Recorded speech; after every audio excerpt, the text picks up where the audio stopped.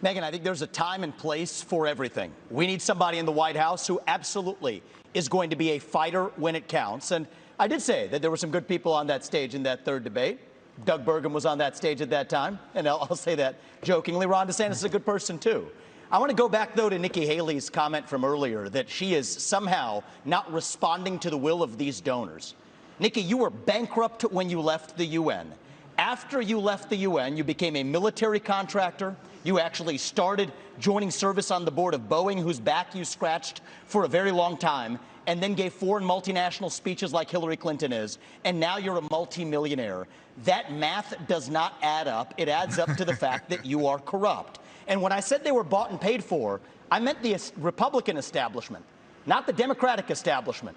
Now you have Reid Hoffman, the person who's effectively George Soros Jr., funding lawsuits across this country against Donald Trump to keep him off the ballot, funding left-wing causes. We discovered this week that he is one of Nikki Haley's largest supporters.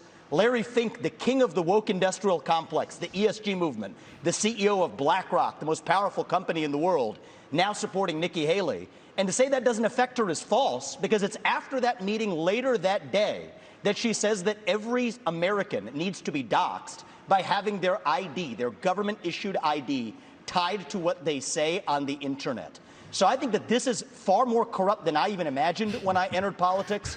But I will say this. It is going to take a leader from the outside, with fresh legs, from the next generation to unite this country.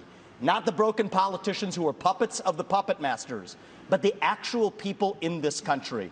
Thomas Jefferson was 33 when he wrote the Declaration of Independence. I think it's going to take somebody whose best days in life are still ahead to see a country whose best days are ahead of itself. And I think I can reach that next generation better than anybody else in this race. Thank you. That dude there, man. I don't know what kind of Wheaties he was eating when he was growing up, but that bro is smart. That man got a brain on him, man. And he's quick, and he don't even miss a beat. He don't stutter. He barely miss words at times. I listen to him, so I see he misspoke a couple times, but majority of the things that he say is just right on cue. Boom, boom, boom, boom, boom. And he slapped Nikki Haley over the head. I think her response wasn't that genuine.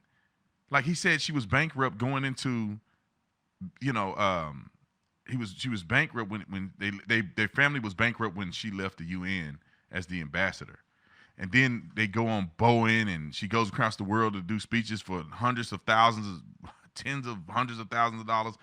I sound like Joe Biden, 100 million, 100 trillion. No, but she's going around making a crazy amount of money, and now they're millionaires.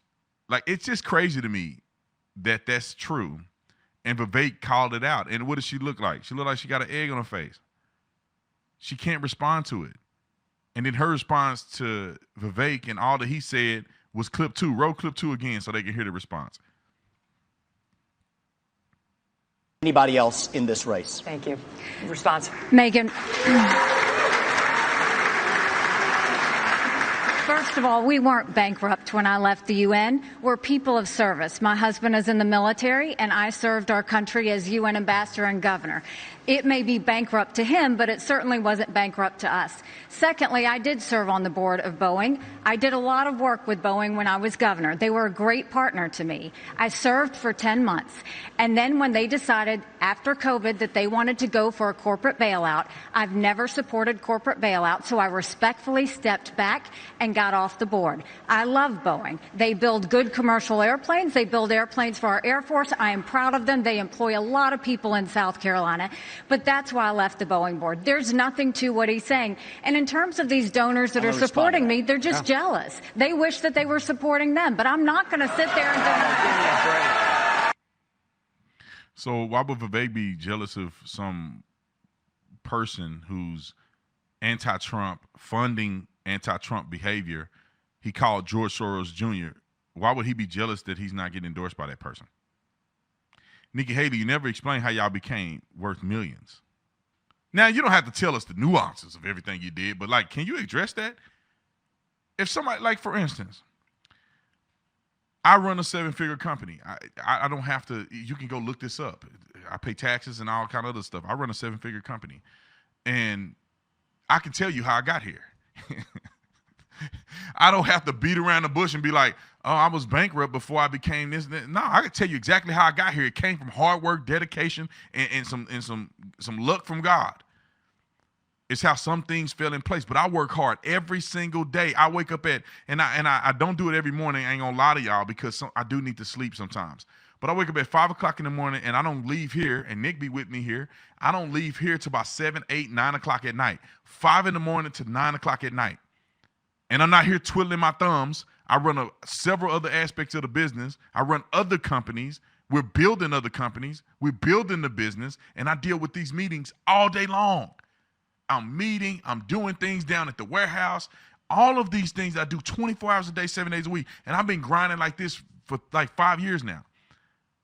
And so I can explain why my company makes millions. And that's just the truth of the matter.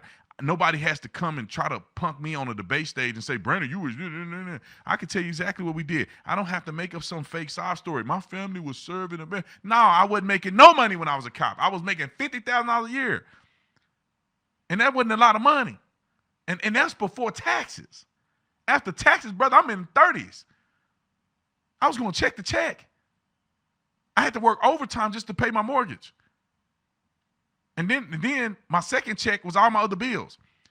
Most of the months, I was left with like $50 to $150 left over to eat. And I'm not complaining, because I did have a car note. You know, I did buy myself a house. I could have been living with roommates. But man, I was struggling. I was serving and struggling. And it was good. It was honorable. I didn't know nothing else. $50,000 to me was a lot of money at the time. That was better than making $8 an hour at Verizon Wireless Premium Retailer that I was working before I became a cop. And I hated it. But you know, I don't know why Nikki Haley these people can't just tell the truth.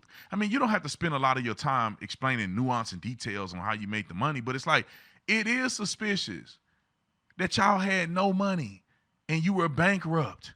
And then you start working for these government contractors, and all of a sudden y'all worth tens of millions of dollars. Just be honest, man. Look, hey, I worked there. I became incredibly popular. People want to hear me speak across the world, and they got to pay for my time. She can say the same things that Vivek would say. I helped build me a company. Me and my husband started this, and we lived the entrepreneurial American dream, and that's how we made money. But the girl didn't even address the fact that they became multimillionaire after she left the UN.